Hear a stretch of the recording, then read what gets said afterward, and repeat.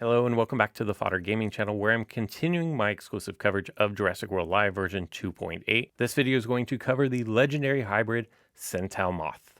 But before I get into the details of this new creature, I do have to let you know that this video is sponsored by Ludia. Ludia gave me early access to the beta version of this update so that I can provide content for you guys. And here it is, the new legendary Tsintamoth man bun mammoth here.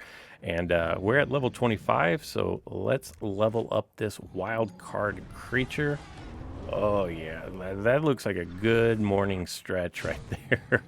At level 26, Tsintamoth is going to have 4950 HP, an attack of 1250, a speed of 113 with 10% armor, and just a 5% chance to crit. Let's look at this thing a little bit more. He's gonna shake it off and all right, and then what else is our other move here? Oh yeah, like that just looks like a good morning stretch right there, right? It looks really good. The coloring on this is nice. If we go on and look at the abilities, we have Persistent Ferocious Strike. We're all familiar with this one. Group Cleansing Impact, Group Heal, and Group Decelerating Impact. I don't feel like any of these moves are new, but they are there, and this really kind of look like I'm gonna have to see how this goes in our EDOM challenge, but it kind of looks like this might be pretty solid in raids as a support. If we look at resistances, 75% resistant to stun, 75% resistant to swap prevention, and 100% resistant to being vulnerable. As far as the genetic makeup, because I skipped that one already, we have the woolly mammoth, naturally, and then we have the Centausaurus, naturally. I think it's pretty obvious what it is that we're looking at here, because if you just look at Tsintamoth, it looks just like a hybrid of both those. Both of these are going to need to be level 16. Tsintamoth is a global epic spawn, although it does seem to spawn a little bit less often than the other globals.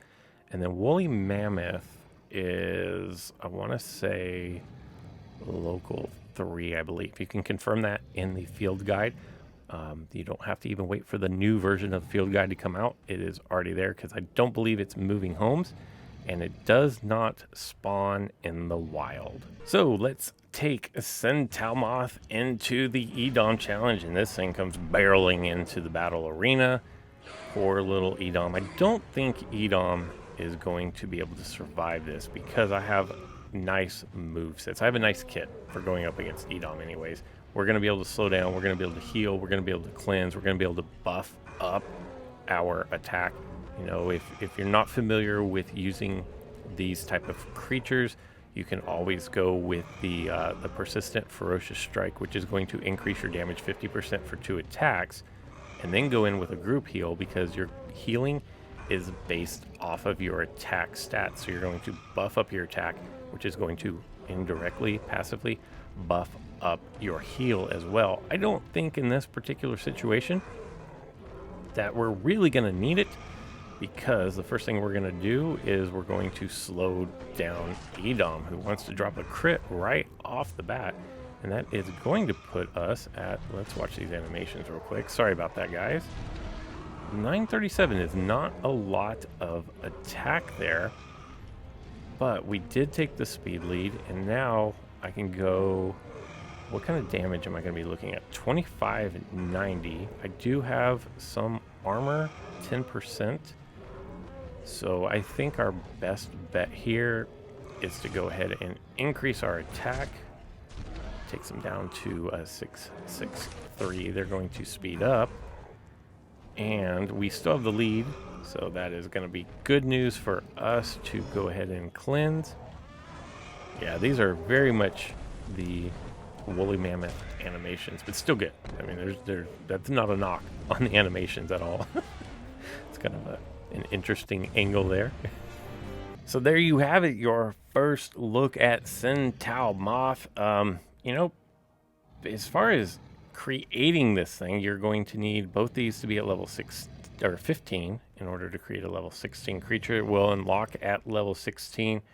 You know, most people probably should have a handful of the components, maybe not have Centausaurus up to level 15 yet, but yeah, let me know. What do you think in the comments below? I'm not, this is something that I'm going to have to see more of in like a real world. Like I said, it looks to be pretty decent.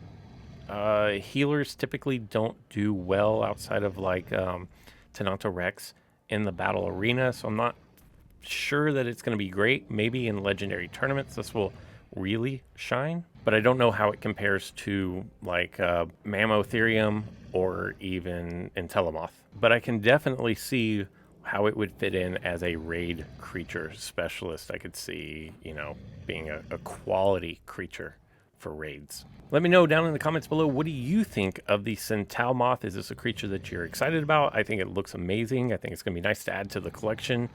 As I've said before, probably a raid specialist, but who knows? You know, maybe in arenas or tournaments, maybe it has some added utility that I'm not aware of. If you like this video, make sure you do give it a thumbs up. If you haven't already subscribed, go ahead and do so, because I will have coverage of all the new creatures for this update, and you don't want to miss out on any of those. But for this one, this is all that I've got. So until next time.